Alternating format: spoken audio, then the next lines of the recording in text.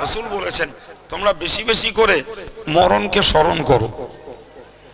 ভাই মরণের স্মরণের মানে এই তসবি পড়া মতন হাতে তসবি দানা নিলাম আর তসবি দানা টানছি মরণ মরণ মরণ মরণ মরণ, ভাই এর নাম না বাপ, এর নাম মরণের স্মরণ না।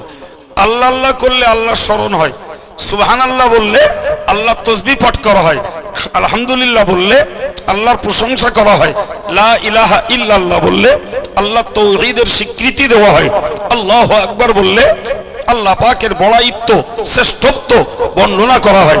জোরে বলুন সুবহানাল্লাহ। কিন্তু মরণ বললে বাবু ওর বেলায় মরণ স্মরণ হয় না। মনে রাখবেন, খুব ভালো করে খেয়াল রাখবেন, মরণের স্মরণের উত্তম পন্থা হলো, খুব ভালো করে খেয়াল করুন, জ্ঞানী বৈষয়িক যারা তাদের জন্য আশা করা যায় উপকারে আসবে। মরণের স্মরণের উত্তম পন্থা হলো নিজে নিজে মরে যাওয়া, বেঁচে থেকে মরে যাওয়া। আমি মরে গেছি, আমার প্রিয়জনেরা কান্নাকাটি করছে, তারা আমাকে নিয়ে গোসল দেবে, কাফন পরাবে, আমার এখন কবরে দিল, এখানে আমার কেউ নেই, আমি এখন হাসরের মাঠে উঠেছি, আমার আমলের অভাবে আমি সূর্যের তাপে দাঁড়িয়ে আছি, আমার নেকি বদি ওজন হচ্ছে, আমার পাপের পাল্লাটা ভারী হয়ে গেছে, আমার আমল নামাটা বাম হাতে চলে এসছে, আমাকে এখন সামনে পুলসিরাত পার হতে হবে, বিশাল লম্বা দীর্ঘ একটা পোল, 1500 বছরের রাস্তা, চুলের থেকেও সরু, তলোয়ারের থেকেও ধারালো, ওইটা আমার এখন পার হতে হবে। যে লোকটা জ্যান্ত থেকে এই পরকালের বিষয়গুলো কল্পনা করে ওইটাই হলো মরণের স্মরণ। কথা বোঝা গেছে কি? জি, প্রসঙ্গত একটা আমাদের বাস্তব অবস্থার একটা ছোট্ট কথা বলে আমি আলোচনা ছাড়ি। বাবু আমরা ছেলেপিলেদের পড়াই, আর ছেলেবেলায় বইতে পড়েছিলাম একটা আরবি বইয়ের একটা ছোট্ট গল্প। জি, একটা লোকের বয়স 90 বছর। কত বছর বয়স? 90 বছর। লোকটার কেউ নেই, তো 90 বছর বয়সে ওই লোকটা দাজালা নদীর তীরে 300 বছরের জন্য একটা জমি লিজ নিচ্ছে। কত বছর বয়স বাবু?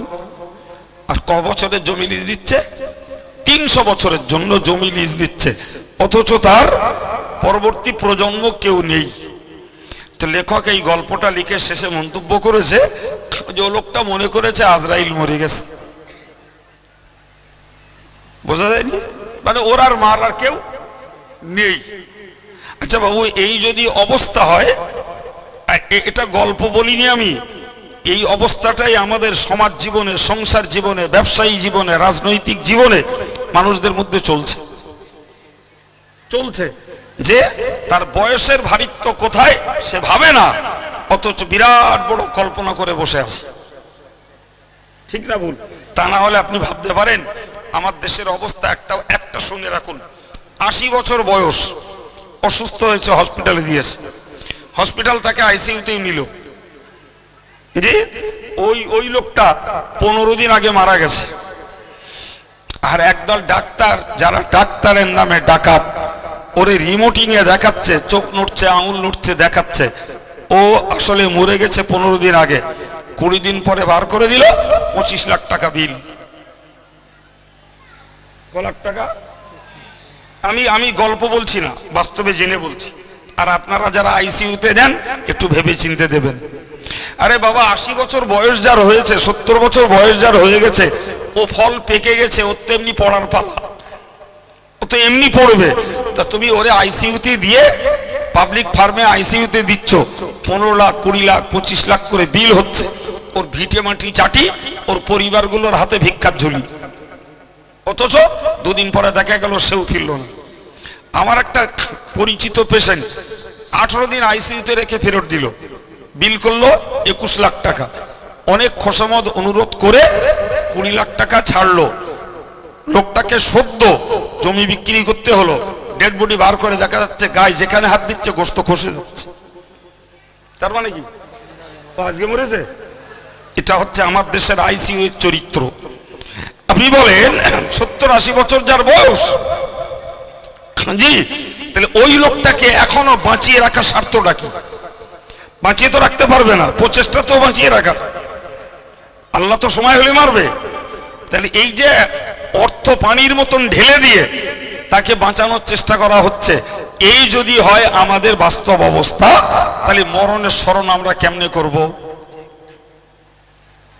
জি, এই জন্য আমি বলেছি এর উপরে আমল করাটা আমাদের জন্য বড্ড দুষ্কর, বড্ড দুষ্কর। তবে প্রথম দুটো আমল করা অন্তর আত্মাকে পরিষ্কার করার জন্য খুব সহজ। একটা হলো জিকির, আর একটা হলো কোরআন তেলাওয়াত।